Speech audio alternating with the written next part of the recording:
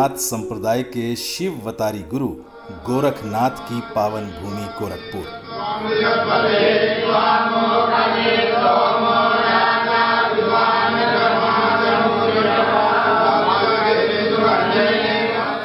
यह पूर्वी उत्तर प्रदेश का नेपाल से सटा तराई का इलाका है। विभिन्न नदियों और सुंदर घने वनों से घिरा हुआ यह भूभाग आने वाले समय में इको टूरिज्म की दृष्टि से प्रदेश के नक्शे पर चमकने को तैयार है।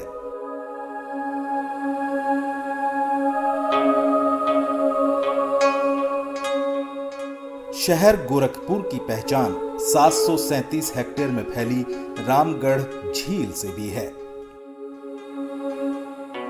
किंवदंती है कि प्राचीन काल में इस ताल के स्थान पर एक प्राचीन नगर था जो किसी ऋषि के श्राप से ध्वस्त हो गया और वहां ताल बन गया। उत्तर प्रदेश सरकार ने इसे एक पर्यटक स्थल के रूप में विकसित किया है।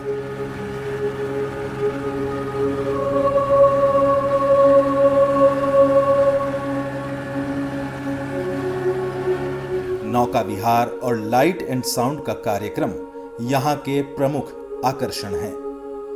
रामगढ़ झील उत्तर प्रदेश का पहला अधिसूचित वेटलैंड है जिसे रामसर साइट्स की सूची में शामिल किए जाने का प्रस्ताव है। उत्तर प्रदेश सरकार के द्वारा पर्यटकों को आकर्षित करने और इको टूरिज्म को बढ़ावा देने के लिए 75 करोड़ की लागत से एक इंटरनेशनल वाटर स्पोर्ट्स कॉम्प्लेक्स भी निर्मित किया जा रहा है। हर शाम बड़ी संख्या में लोग यहां प्रकृति का आनंद लेने के लिए आते हैं। रात को तो इसकी छटा देखने लायक होती है।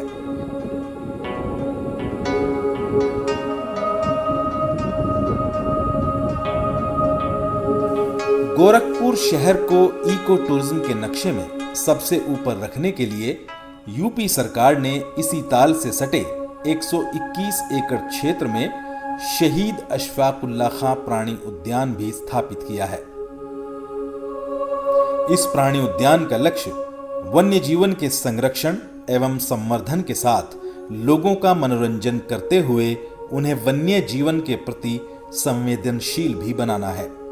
इस चिड़ियाघर का निर्माण कार्य फिलहाल अपने अंतिम चरण में है। इस प्राणी उद्यान में विशेष रूप से उत्तर प्रदेश का पहला इंडोर बटरफ्लाई पार्क भी बनाया गया है जिसमें 40 से अधिक प्रजातियों की तितलियां आकर्षण का केंद्र रहेंगी। इसके परिसर में 34 एकड़ का हिस्सा वेटलैंड का भी है। ये प्रदेश का इकलौता चिड़ियाघर है जिसके पास हरे भरे विभिन्न प्रजातियों के युवा पेड़ों और जलीय वनस्पतियों से भरा हुआ अपना वेटलैंड है। हर वर्ष जब तापमान गिरने लगता है तो बड़ी संख्या में प्रवासी पक्षी आते हैं। शहर के पूर्वी छोर पर गोरखपुर कुशीनगर राजमार्ग पर स्थित यह वनाच्छादित भूभाग कुसमही जंगल कहलाता है। इसका कुल क्षेत्र 2000 हेक्टेयर है और इसमें विभिन्न प्रजाति की वनस्पतियां और सागौन के पेड़ हैं। इसी जंगल के 50 हेक्टेयर के भाग में यूपी सरकार ने सिटी फॉरेस्ट योजना की घोषणा की है। इस आधुनिक परियोजना में इको फ्रेंडली सुरम्य वातावरण उपलब्ध कराया जाएगा जिसमें नॉलेज पार्क, एडवेंचर गेम्स की व्यवस्था के साथ ही साइकिलिंग ट्रैक का निर्माण भी किया जाएगा। वहीं जंगल के भीतर ही विनोद वन है। इसे मिनी जू भी कहा जाता है जिसमें तरह तरह के पक्षी,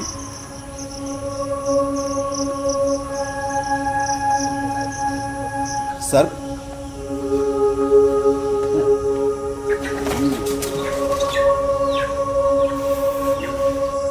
और हिरणों की कई प्रजातियां हैं। आओ, आओ, आओ, आओ। ये शहर के लोगों के लिए हमेशा आकर्षण का केंद्र रहा है। इस परिसर से सटे वन विभाग का एक गेस्ट हाउस भी है जिसका बहुत बेहतर रखरखाव किया जाता है। परगापुर ताल महाराजगंज जिले के आनंद नगर के पास स्थित है। 69 हेक्टेयर का ये विशाल जलाशय अपने अद्भुत सौंदर्य के लिए जाना जाता है। इसका अद्भुत विस्तार इसे अपने आप में अलग बनाता है। परगापुर ताल को उत्तर प्रदेश सरकार कछुओं और मगरमच्छों के प्रजनन एवं संरक्षण केंद्र के रूप में विकसित करने और इसका सुंदरीकरण करने जा रही है। आने वाले समय में यह इको टूरिज्म का प्रमुख केंद्र होगा। चारों तरफ से सघन वनों से घिरे होने के कारण वन रक्षक वन संपदा की रक्षा करने के लिए इस ताल में सघन पेट्रोलिंग भी करते हैं। यह गोरखपुर शहर से लगभग 51 किलोमीटर की दूरी पर स्थित है।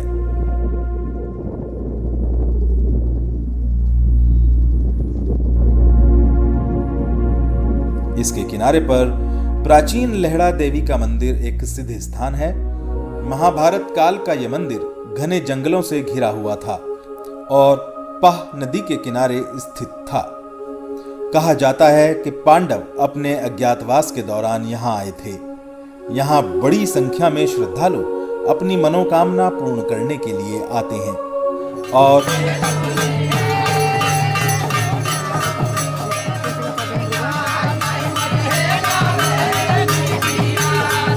इसका प्राचीन नाम अद्रौना देवी मंदिर था।